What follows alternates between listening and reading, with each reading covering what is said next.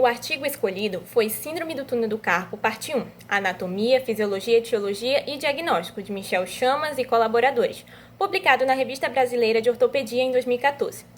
A síndrome do túnel do carpo, ela é a mais frequente das síndromes compressivas e ela é definida pela compressão e ou tração do nervo mediano ao nível do punho. Esse artigo ele tem como objetivo geral compreender a anatomia, a fisiopatologia, a epidemiologia, etiologia e diagnóstico da síndrome do túnel do carpo. Antes de mais nada, a gente tem que revisar a anatomia. Bom, o túnel do carpo ele é um túnel ósseo fibroso inextensível, definido como um espaço situado entre o retináculo dos flexores. Ele é delimitado na borda ulnar pelo âmulo do amato, o piramidal e o pisiforme, e na borda radial pelo escafoide, o trapézio e o tendão do flexor radial do carpo. Em posição neutra, do punho, o nervo mediano ele está na frente dos flexores superficiais do indicador, entre o flexor longo do polegar e o flexor superficial do indicador, ou entre os flexores superficiais do dedo médio.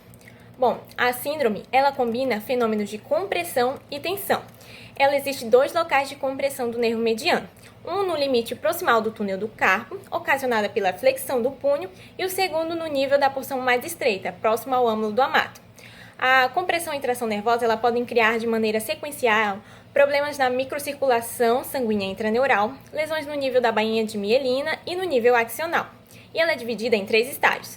O estágio precoce, que tem uma sintomatologia intermitente e unicamente noturna. Na síndrome do túnel do carpo idiopática, são múltiplos fatores que são a origem do aumento de pressão intratúnel noturna, como a tendência de posicionar o punho em flexão, o que causa esse aumento de pressão intratúnel, ou aumento da pressão arterial na segunda metade da noite. O aumento da pressão durante 2 horas, ela leva ao abrandamento progressivo do transporte axonal lento e rápido. Isso se corrige quando o paciente reposiciona seu punho, faz movimentos dos dedos e permite a drenagem do edema. Após o alívio da compressão, tem uma melhoria rápida na sintomatologia. Já o estágio intermediário, os sintomas eles são noturnos e diurnos. As anomalias da microcirculação são permanentes, com edema intersticial epineural e intrafascicular, que causam aumento da pressão dos fluidos endoneurais.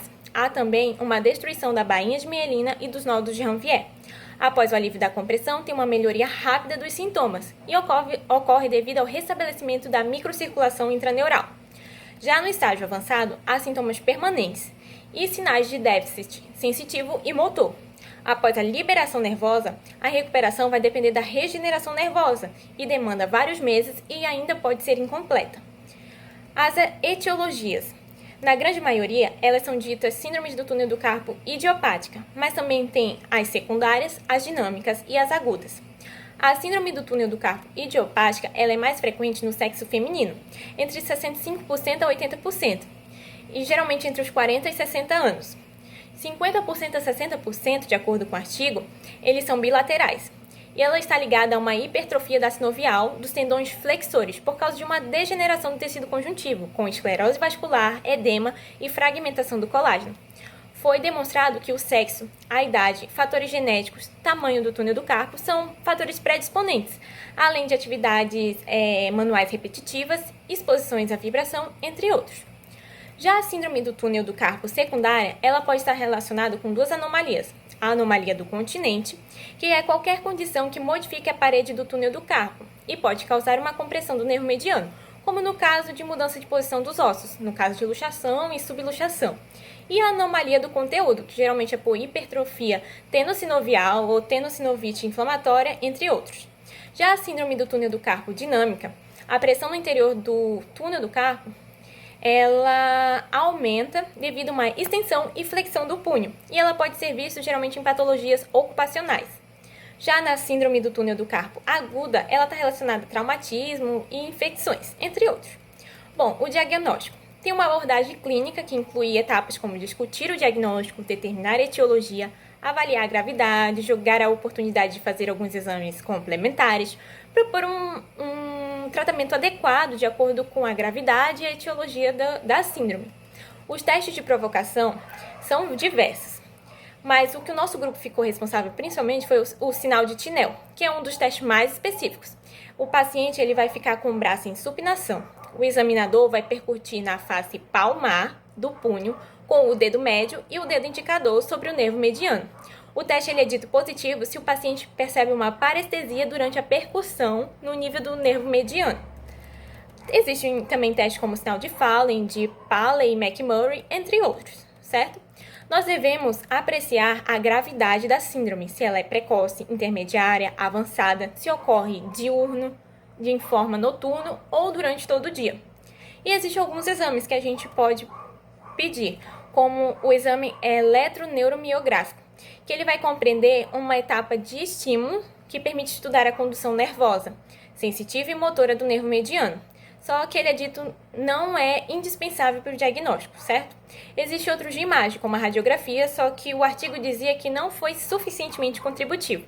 Além da ecografia, que pode ajudar no diagnóstico etiológico para análise morfológica, e o exame de ressonância magnética, que ele é raramente indicado, mas pode ser útil no diagnóstico etiológico.